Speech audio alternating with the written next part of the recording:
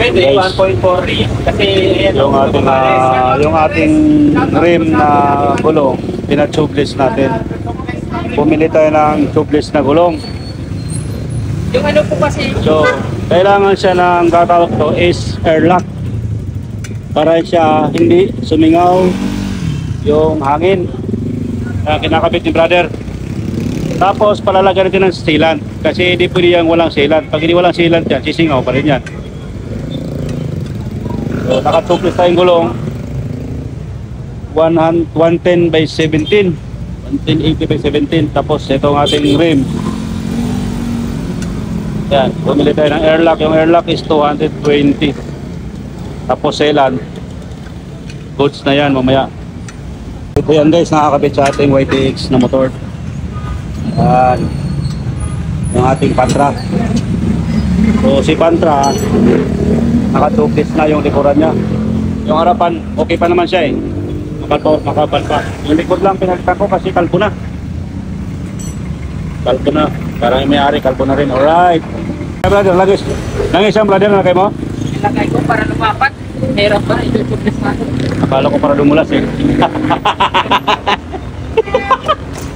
Lagyan na langis para dumulas. Alright. Lalagyan na naman brother ng langis. Kailangan ng langis para dulas. Alam na.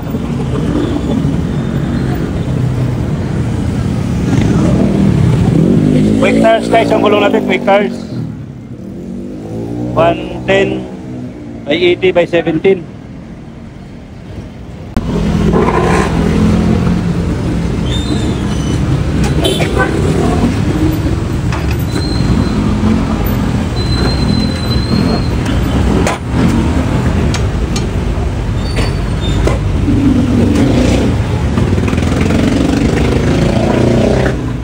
Brother, ano pangalan mo brother? Ah. Dito? Brother Chris? Jesus. Aris? Brother Aris.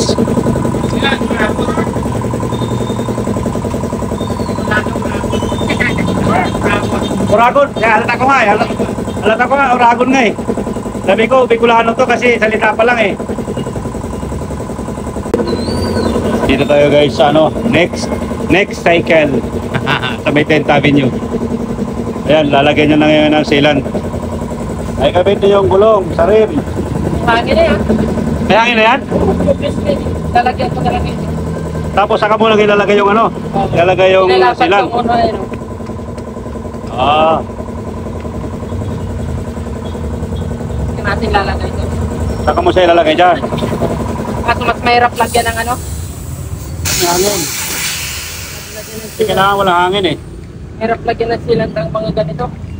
Nakarayot. Ah, bakit? Halos, ano? Try natin. Ayan. Ayan na mga brother. Pisil-pisil na. Ayan po yung sealant. Diba? Galing yung naka-invento nito na yung Rayos. Pwede nang gawing ano, tubeless. Nag-i-improve talaga ang ano, parang computer din eh. Ayan na guys. Pahangin na yan. Ayan. Isang sealant lang nilagay dyan.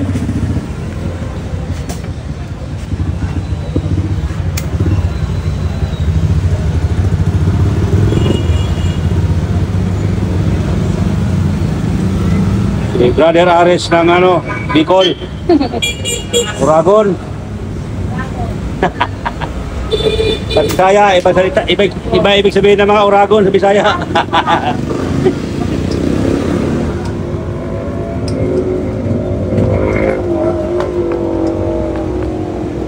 Kakabit na yan guys sa ating ano, dito sa ating Pantra, kakabit na yan.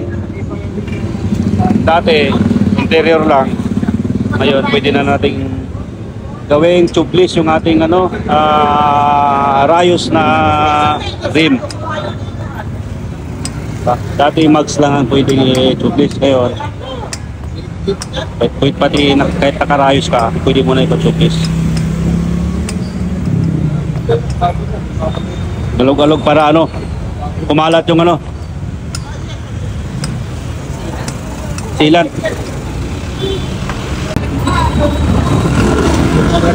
Asan yung job? Kapit yung ating gulong dito.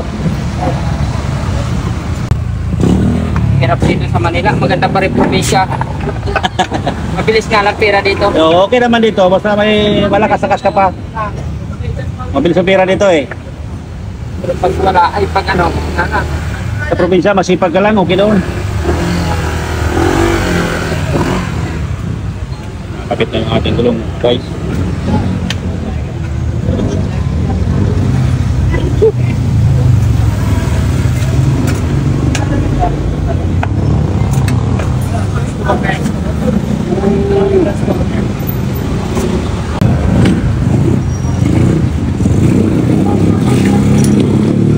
Balik na yung gulong.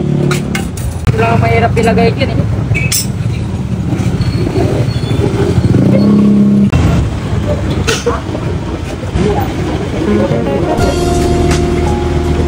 Ano, okay na yung preno mo, bossing? Ha? Pakan mo na. Okay, okay na. Ano yun, sobrang babaw ah. Oh, okay. Okay lang yan. Guys, so na.